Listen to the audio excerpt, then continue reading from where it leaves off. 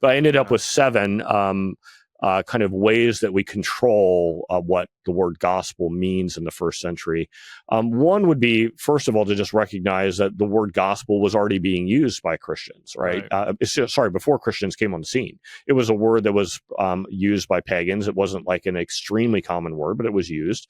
And that the word, as it was used in a variety of ways. It could mean good news about a fish sale, for instance. I give an example. I cite a piece of literature where it's like, there was, good news in town. There's fish for sale, right? It could be something just as generic as that.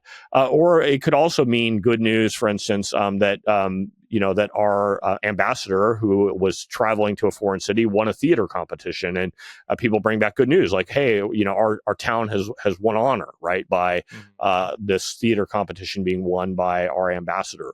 But often it meant good news connected to royal proclamations, especially, or to things that connected to empire-wide significance. So that it could be good news of a military victory for your city over against another city or territory.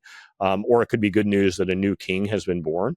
And so I cite ancient literature with all this. Now, we have to realize, though, now early Christians, as they're using the word gospel, they were an outward-reaching movement. So any language they used had to be understandable by people who were hearing them.